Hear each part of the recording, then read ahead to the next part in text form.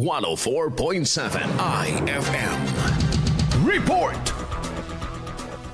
Mahigpit umanong binabantayan ng Public Order and Safety Office o Poso Dagupan ang mga bahagi ng kalsada sa Dagupan City na nasa ilalim pa ng konstruksyon. Ayon kay Poso Dagupan Chief Arvin Decano, patuloy ang pagbabantay ng kanilang enforcers sa mga kakalsadahan na nasa ilalim ng konstruksyon dahil sa pagbigat ng daloy ng trapiko rito. Lalo-lalo na ang ginagawa ang Perez, kaya ang problema namin lagi is sa Rizal, Rivera, and Burgos. Yung tatlong na yan, pero sa ngayon ay kasi walang baratilyo, open ang Galban, kaya medyo ang Burgos ngayon na lumuluwang.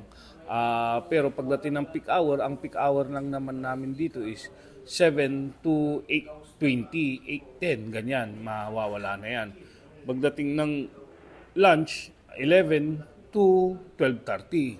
Ang sa hapon is pagdating ng 4 to 5:30. Yan lang po naman ang peak hour namin dyan. Payo nito sa mga pedestrian at mga motorista na habaan umano sana ang pasensya sa gitna ng kalsada, lalo na sa mga bahagi kung saan mayroon pang konstruksyon. Sumunod rin umano sa batas trapiko upang maiwasan ang gitgitan sa gitna ng kalsada at iwas abala sa mga commuter at iba pang bumabiyahe lalo na sa rush hour. Kasama mula dito sa IFM Dagupan, ito si Idol Joanna De Vera, Tatak IFM. IFM News. IFM News.